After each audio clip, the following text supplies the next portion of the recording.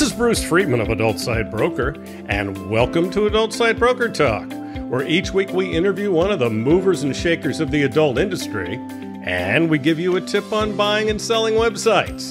This week we'll be speaking with sex therapist team Stephanie and Fox of Evolve Your Intimacy and the Kinky Koach.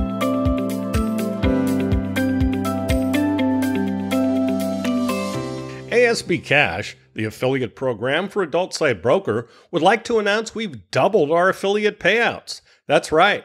Now when you refer sellers or buyers to us at Adult Site Broker, you'll receive 20% of our broker commission on any and all sales that result from that referral. You can either place a link to us on your site or refer buyers and sellers through an email introduction. ASB Cash is the first affiliate program for an adult website brokerage. Check out asbcash.com for more details and to sign up. Now let's feature our property of the week that's for sale at Adult Site Broker. We're proud to introduce for sale a transgender tube site with over 120,000 unique visitors daily. The site is a custom-built tube. Videos are encoded at a very high quality. There are 4 grades of video. It will auto-adapt to the best quality based on the user's connection. Premium quality and downloads are only available to members who have a paid account. The site script can take a lot of traffic, with the current server being at only about a 10% load. There are over 30,000 videos. Retention rate is 85%. Only $274,000. Now time for this week's interview. My guests today on Adult Site Broker Talk are Stephanie and Fox. Stephanie and Fox, thanks for being with us today on Adult Site Broker Talk. Hi. Thank you for having us. Thanks for having us. Hey, it's a pleasure, and I'm really looking forward to this. Now, they're partnered in life and business and are happily open publicly about their non-monogamous relationship. Stephanie and Fox are a dynamic duo who have a passion for helping others discover their relationship's true potential. Having met on a dating app for a quick hookup, they immediately knew this is a relationship that had the potential to be much more. After many years together, they've designed their personal relationship to fulfill their individual desire and needs, which include an open concept and strong communication. Stephanie is a bisexual and Fox is straight, and they both thoroughly enjoy sharing their intimacy with other people. Together, they feel that it's unrealistic for the other partner to fulfill every sexual desire and need, so they invite others with similar relationship styles and interests to share in the fun. Stephanie is a certified sex therapist, a licensed professional counselor, adult and sex worker specialist, and alternative relationship specialist, and a board-certified relationship, intimacy, and sex education coach. Ooh, that's a mouthful. Okay. Fox is a sexual assault victim intervention specialist, sexual assault prevention and response specialist, and a crisis intervention specialist. Together, they own the Kinky Koach, spelled with a K, a kink-based professional platform bringing together professional educators and users. Stephanie and Fox, a podcast for education on intimacy, relationships, sex education, and communication. And Evolve Your Intimacy, a guidance center providing counseling, coaching, workshops, retreats, and education for those seeking to educate, enlighten, and evolve their intimacy. Stephanie and Fox have appeared on numerous TV and radio shows and have been widely published, especially in the kink and lifestyle areas. They've also won multiple awards and are on prestigious boards, including Pineapple Support, who Adult Site Broker proudly supports. Sorry, that's all we have time for today. Okay. Yeah, Have a good night. That's a heck of a bio there. I think that's my record. Evolve Your Intimacy, or EYI. Yeah. So Evolve Your Intimacy is a guidance and counseling center. And our main focus is to educate, enlighten, and evolve the intimacy of others. Mm-hmm. So we know that relationships are hard, and there really isn't a guide for this. No one's ever told you how to be in a relationship. It's true. So what we do is we help couples navigate all of that and learn how to communicate and work through sexual disappointments, mismatched libidos, all kinds of fun stuff. Sounds good. So who is Stephanie personally? Ooh, Stephanie is Babe, how would you describe me personally? Stephanie, I would classify as passionate, dramatic. She wears a heart on the sleeve. She is Southern, loud, and she is just loving. I mean, she is probably the most loving and accepting person I have ever met in my entire life, and that is not an embellishment. Oh, well, thank you. I mean, you tolerate me. That says a lot. That's awesome, and I love the Southern accent, Stephanie. That adds a lot. It is intense at times. I try to hide it. Do you? Do you? I do. Well, and since we're recording this on January 25th, I'm not even going to bring up that 49er Cowboy game. Yeah, wasn't the best. That's okay. It was good for me. It was good for me. Anyway, so who is Stephanie professionally? Well, that one I can answer. Yeah. I'm a licensed therapist in Texas and in Florida. I recently just got certified for certified sex therapy, and I'm in the dissertation phase of my PhD program where I'm going to have a doctorate of clinical sexology. Wow. So I tend to be a reality-based therapist. So I I tell you what you need to hear, not necessarily what you want to hear. Good. And I cuss a lot. That's kind of what I do in counseling. That's awesome. So, if I came to you for counseling, you kind of give me an idea of what I would experience. Yeah. So it really depends on what you're coming for. If we're going to stay with the same realm of relationship counseling, we would automatically start off with, well, what brought you here? And I always ask, what is the thing that made you say, fuck, I need to reach out for counseling? And so most of the time the clients tell me what that point was, and then we work backwards from there. It's a puzzle. What's the longest period of time you've counseled somebody? Oh, wow. Well, I do retreats. So we've done the 3-day retreats. I mean, in terms of months and years. Oh, wow. So my goal is to work myself out of a job. I don't want to keep you because I have other people I need to help. Yes. With that said, I do have a few lifers, and I think my longest one right now is 3 years, but that's severe trauma. So I was just going to say that's a very long one. That's not very very common, I guess is what I was going to say. Oh, sure. So who is Fox personally? I guess Stephanie gets to answer this one. Right. I was like, let's play the same game. Oh, yes. Wow. Fox, he loves hard, but he only loves those that are he loves. So he's the kind of person that will tell it like it is. He doesn't try to hurt your feelings, but he's not going to try to sugarcoat anything. And he's actually genuine. You don't meet many genuine people in this world, and he is truly genuine. That's awesome. Well, that was very nice and political, if I might add. Why is that political? I usually get told I'm very stoic, intimidating, and I don't talk much. But I truly do love people, and I do have a very knit, tight group of friends. And I don't open that circle up very often. Yeah. Where I'm all about free love and loving everybody, he's all about not. No, that's not true. I also love very openly. I have been in polyamorous relationships in the past, and so I'm all about the free expression of love. It's just that I don't trust very many people. My careers have taught me to demand someone prove themselves, at the same time give them that same respect. Okay. So who is Fox professionally?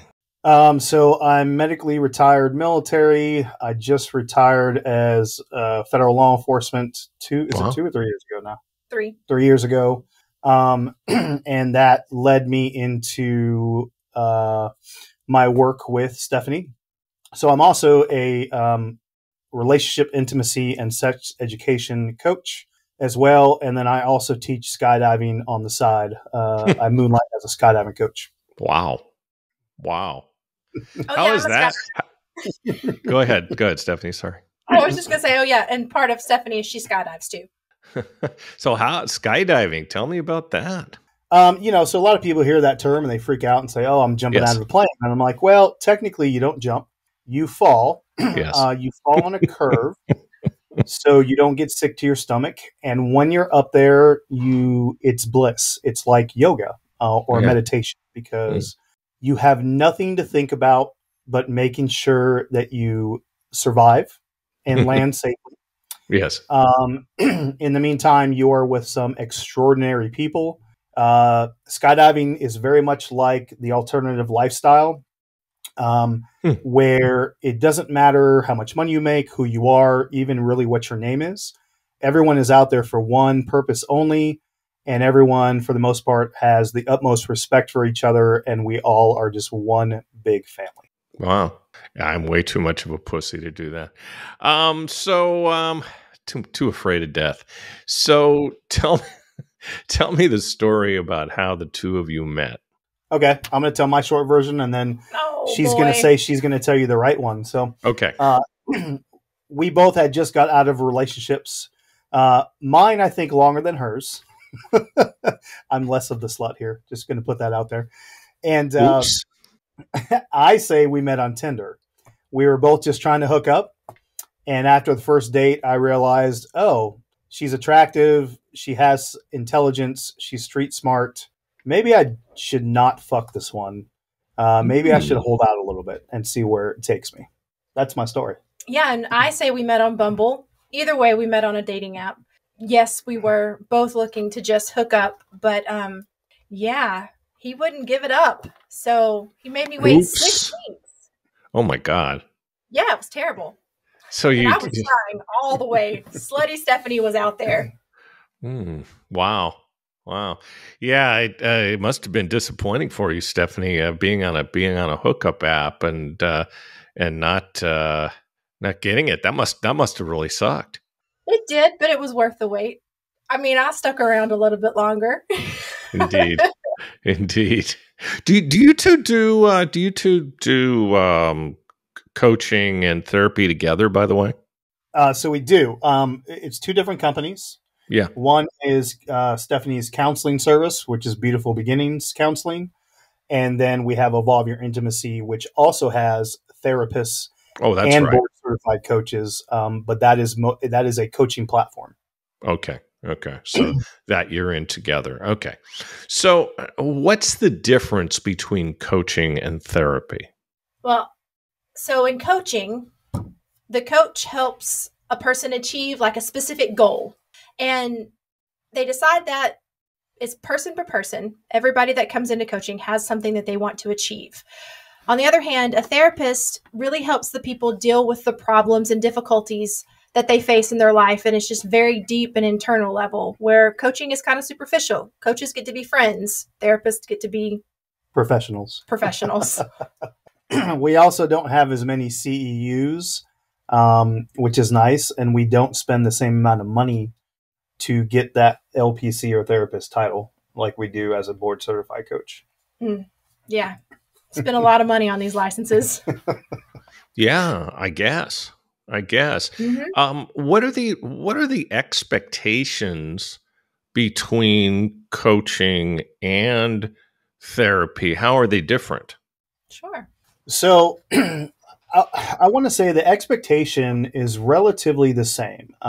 Someone comes in, or somebody's, or persons, whatever that looks like, and they either have a goal or an issue or a complication or a hardship or what have you. And they want guidance. They want help in either resolving that or finding a way to adapt their life to involve that if it's something that is going to be around forever and ever. Amen. And so there's not much difference when it comes to that. However, as Stephanie defined, coaching is more specific goals. It is more client-based. So we do have, a plan put in place, but it's not a treatment plan per se, like it would be from a counselor or therapist. And as she already stated, we are very much a professional friend. We can get away with a lot more. We can talk about a lot more. We can get extremely personal where even though therapists can do that, there is a fine line with their ethics board on what they can and can't get personal with. Sure. Sure. So we talked about expectations. Now, what should they expect from a coaching relationship? What will actually happen? Right. So when someone signs up with our coaching platform, you go to our website, evolveyourintimacy.com, and initially we have an initial consultation, which is free. Lasts about 30 minutes. And really that's the time for the client just to word vomit anything and everything they need to around whatever situation is going on. And the coach will take notes. We take about 10 minutes in talking to them, resolving what we heard, saying, hey, this is what I heard. Please correct me if I'm wrong. This is what I think would help you. And then we put them with a suitable coach. Some coaches have different strengths than others. For instance, myself, I am stronger with polyamorous couples and non-monogamous couples than I am with anything. And then also communication, where other coaches have other strong points. So after that, they set up their own appointment. They last anywhere from an hour to 2 hours. We try never to go past 2 hours because after that, nobody's really paying attention and not much else is getting resolved after that. And, it is literally a back and forth. Clients talk a little bit. I'll intervene, ask some questions, some clarifying questions, try and give some resolve or some tools.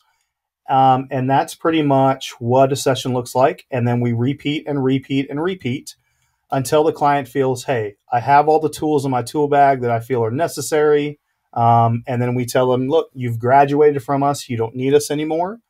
You can always check back in. If you guys have a hiccup, we're always here for you. And unless there's a major issue moving forward, really just check in with us. And that's pretty much what a coaching relationship looks like, which is very different than a therapeutic relationship. Okay. And I'll ask you about that in a second, but the coaching relationship, it really sounds a lot like the relationship between a coach and an athlete. Is that reading it right? Yeah, that's actually a very good way to put it. Okay. Absolutely. Okay. Now, the same question for a therapeutic relationship. What will they experience? Well, so the therapeutic relationship is a lot different than the coaching relationship because I have specialty training that the coaches don't have. And that's me with the anxiety, the depression, the trauma, all of that stuff that I've focused on for so many years. And then add on to it the sex therapy. So a licensed therapist, they're highly trained in dealing with the mental health topics like depression, anxiety, infidelity, and so much more. What we do is therapists identify a person's in a person's life when what's causing them to be stuck from progressing and from living a really healthy life. And so the therapist really helps clients with emotional regulation, improve communication skills. We strengthen self-esteem. We promote behavior change. We really dig deep and figure out what the cause of the issue is. We make some connections. We unpack it. And we just really work on that very deep, deep level. Lots of tears sometimes, lots of laughter. You never know what you're going to get in a session. Yeah, I guess sex therapy must get a little bit tricky because, and relationship obviously as well. But I mean, sex therapy's got to be, I don't know, kind of more than a little bit sensitive because I mean, I've done relationship therapy with my wife before we were married, and I have a pretty good idea of how that goes. But I have a little trouble imagining, okay, I go in and I talk to people about our sex lives. That's got to be a lot more touchy.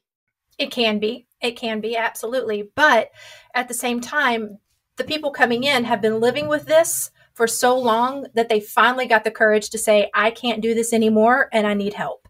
So they're already coming in with a mindset of, okay, we've been dealing with this for so many years, so many months, whatever, and we just need some outside help. And so they're already really receptive to it. So the sensitivity is not as great as what you would think for just somebody going to therapy and then all of a sudden sex gets brought up. Okay. So, how is sex therapy and coaching different from regular therapy? There must be some big differences.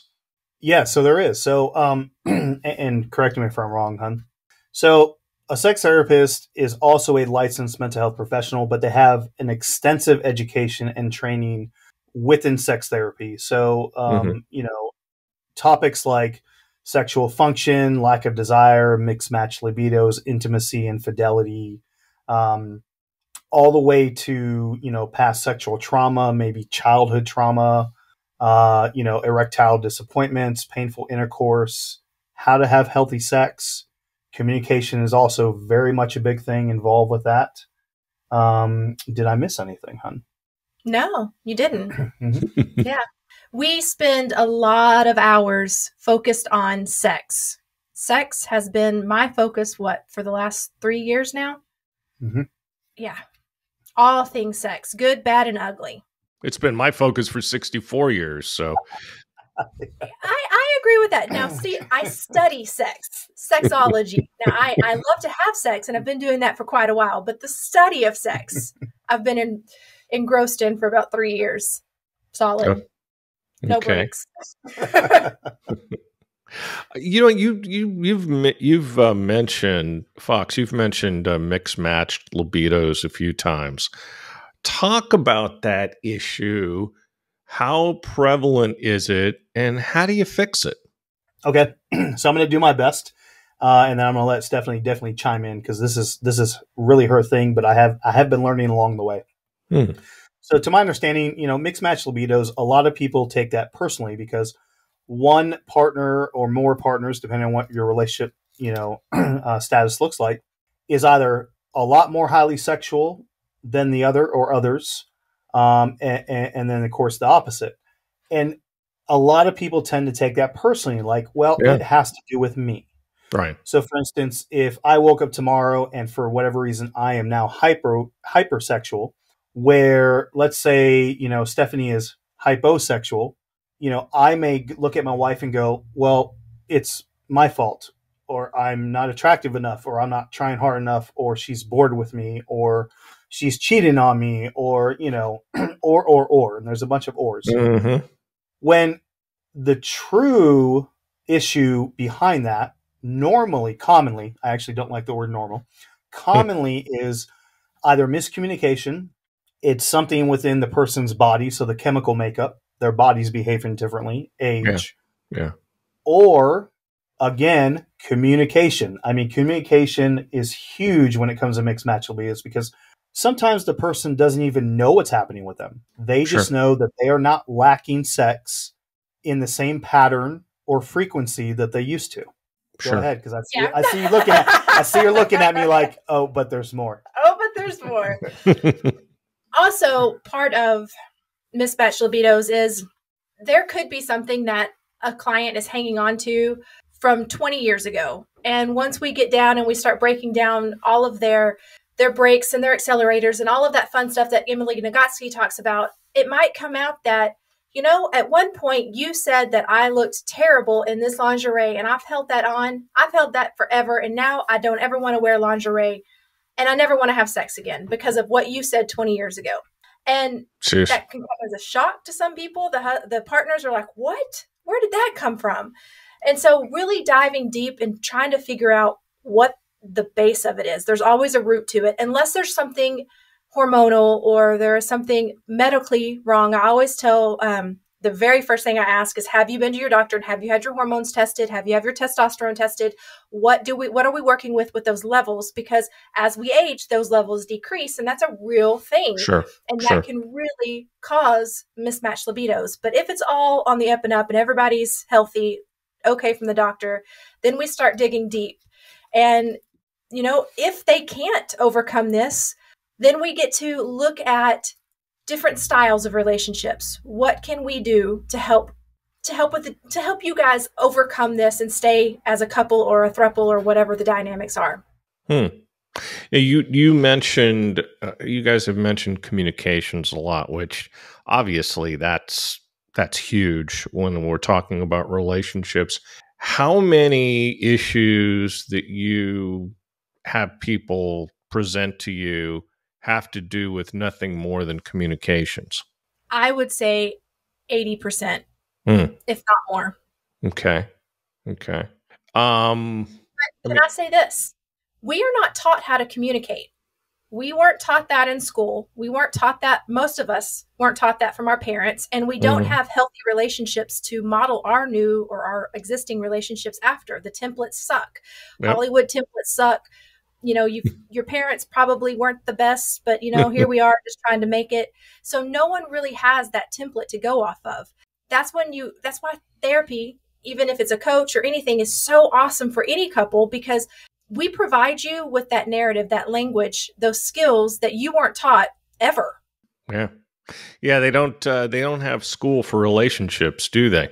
Not at all. They don't even have sex education in most places. Yeah. Yeah. They had that one. They had that when I was in high school many eons ago. And I hear they've eliminated it. How much of a problem is that? That is a huge problem, especially here in the United States, because there is no one way to teach sex education. It is state by state.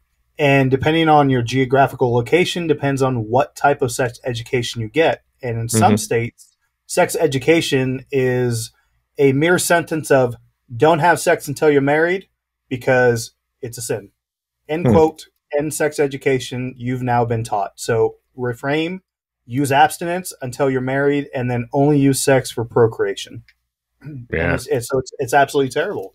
So a lot of our kids nowadays are learning from porn, social media, TikTok, whatever website they can conjure up without looking at the sources. I mean, it's outrageous, and it's scary.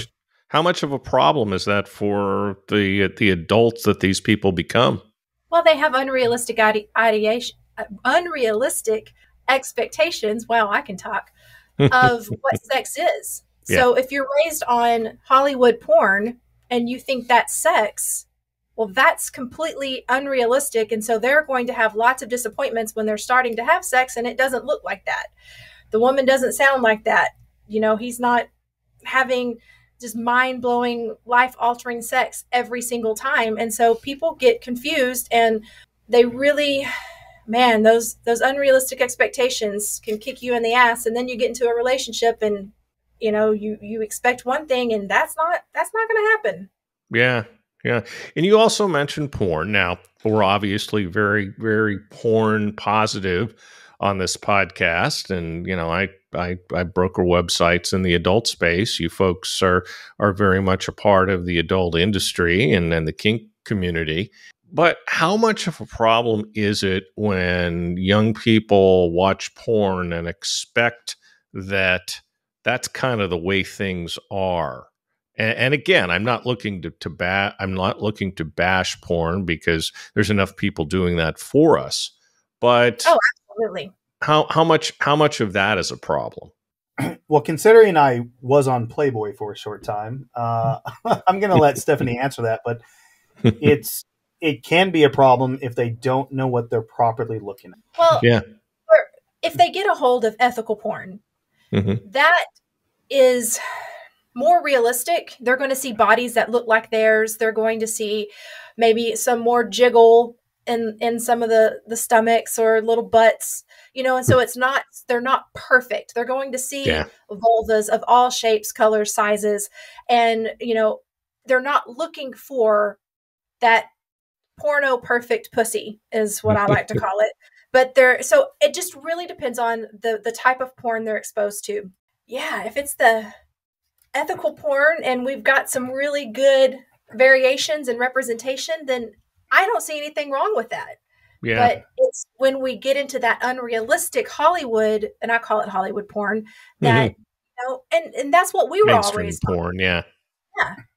Yeah, and it's also, ethical porn doesn't always have a cum shot. Not every single woman takes it in her mouth or in her butt or on her face or in her eyeballs or, all these other unrealistic things that blasphemy. A lot of these, yeah, exactly. It's just that is not what sex looks like all the time. That's not even what sex looks like most of the time. Yes. I think I've only had sex like that like just a handful of times. Yeah, and also you don't want the women to expect a 12-inch cock or the men to expect massive, massive breasts and a perfect body, because then they get disappointed. Exactly. Yeah, exactly. So, what are the most common questions a sex therapist gets from clients? Give me some. Okay. So the most ones, am I normal? Everybody wants to know, am I normal? Yeah. What the hell is normal? That's my question to them. Straight, what the hell is normal? So everybody, yes. That's just my question. My answer to every question. Yes, you are. Well, okay. Well, what does that mean? I don't know what that means, but you're normal. Damn it. Move on. Um, another question. I love her. I see the attraction immediately, Fox. Oh yeah, feisty. I love it. And I'm not even going to say unfortunately. Fortunately, what you see here and what you hear here is what you also get in the office, because I'm real. I'm not going to have anybody. I don't know. I don't blow air up anybody's skirt, I guess is the best way to say it. But another common question is, can I learn to orgasm? And your answer? I'm sorry. Fox is looking at me crazy, and I don't know what he's doing. no, I was just saying, I want to go next after you're done talking about. Oh well, can I if you orgasm? could slow down those hand signals and let me answer questions. So yes, you can learn to orgasm.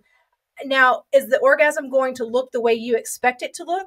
Probably. However, you can get there. It's a slow buildup over time, and so there are so many. I have a course that we're going to be putting up on our website, and it's going to teach women how to orgasm and teach men how to help their woman orgasm. Nice.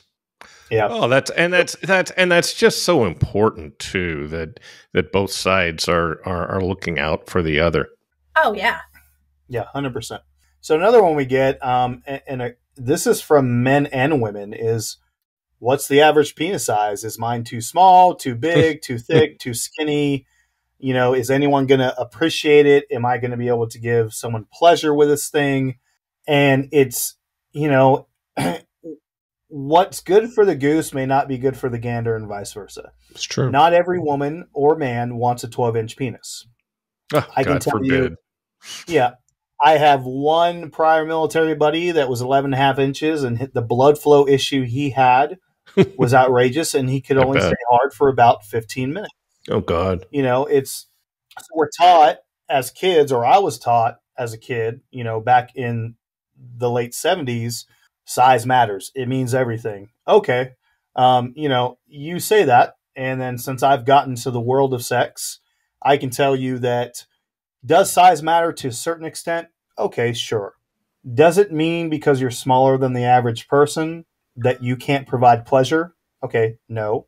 Every woman's vagina and vulva is shaped differently. The depths are different. The canals are different. So you just have to match yourself with someone that can appreciate your size. Yeah. You also have your tongue and your hands and your words and the rest of your body. Not everything has to be about penetration. Big time. Another question that we get a lot, and I love this one, is, do you watch me have sex? Are you going to have sex with me? Are you going to put on a whistle and a coach's uniform because you're a sex coach, right? I am here to tell you. I'm getting that picture and in my mind, and it's pretty fucking hilarious. I think if an enterprising porn producer is listening here, I think there might be a scene in this. Oh, absolutely. I have the costume because we joke about it when we go to Hedonism too. And for sports night, we wear our dress of a sex coach is legitimately. Yeah. Oh God. Yeah. I went there once. Unfortunately, it was Christmas week. Bad week to go. Aww. Anyway. I was going to say there's unfortunately in Hedo usually never enter the same sentence. Yeah. I've never heard that before. This is true. So, and what's your answer to that? How do you address the whistle and the coach's uniform? I always say, well, I hate to disappoint you, but no, I will not be watching you have sex, and I will not be having sex with you. Aw. And I can tell you about 30% of the husbands are like, what?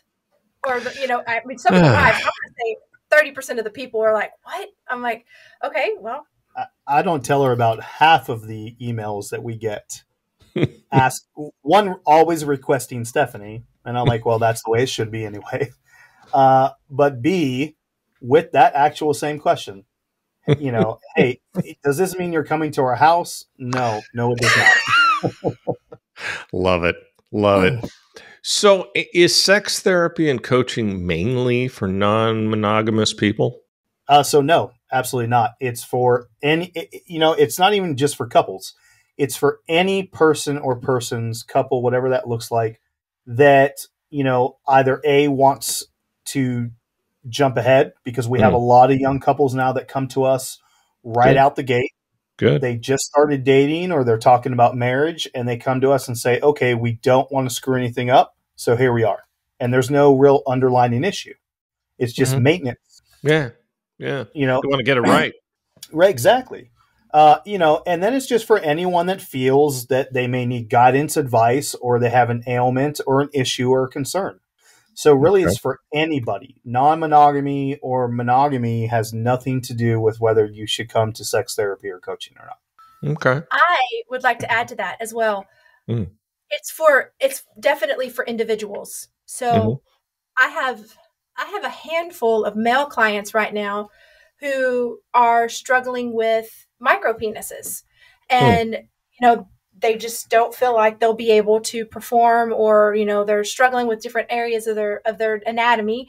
And so that's been fun too. I mean, you don't have to be in a couple to work with people, or to work with a sex therapist or sex coach. I mean, you could come by yourself, because you have sex with yourself, don't you? I try. So EYI has a podcast. Tell us about it. Sure. So it's Evolve Your Intimacy with Stephanie and Fox. You can find it on any major podcast platform. I just say go to our website, evolveyourintimacy.com, and you can find it there. And we talk about the unknown subjects, the taboo, and we bring a lot of professionals on that are experts in their specific field. We also bring on couples and individuals as well. And, we get into those real conversations. That's awesome. Like real conversations. Like, we had a gentleman on that had penis surgery, and he had a penis pump placed into him. Jeez. And we talked for a whole hour about him, his journey, his wife's journey, because their journeys were separate concerning the event. And then what their sex looks like now, what their intimacy looks like. So we do that. And then we interview people like Dr. Ari Tuckman, and we talk about, hey, when you have ADHD, how does that affect your sex life? Or does it? Because it absolutely does. It definitely, alters your choices within your sexuality.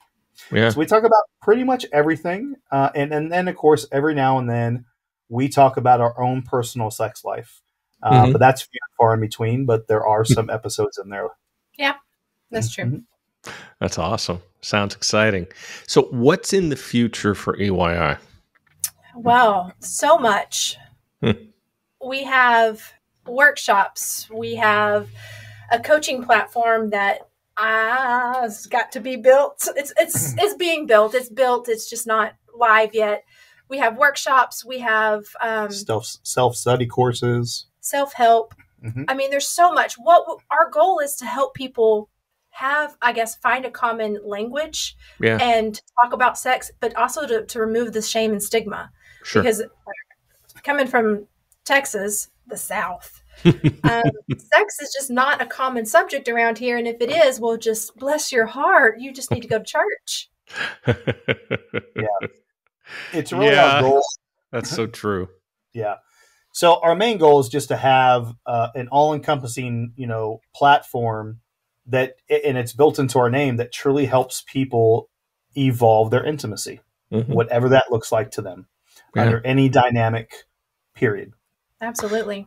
So what's your advice for others in open relationships? Ooh. That is such a large That's a loaded question. Yeah. Go for it. I'm gonna say, so I've been in alternative relationships for over 23 years now, between swinging, non-monogamy, and polyamory. I would say 100% communication. if you don't talk, I can't listen. If we don't talk, you can't listen. And if neither one of us talk, neither one of us can be heard.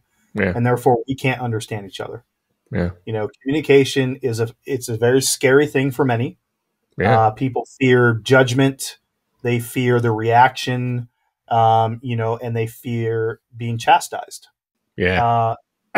Open up. You would be absolutely amazed at the response that you will get from your partner if you bring up whatever sexual based concern you have just directly and openly, and Sure. but don't attack them on it. You know, just say, hey, this is what I'm looking for. This is how I've evolved.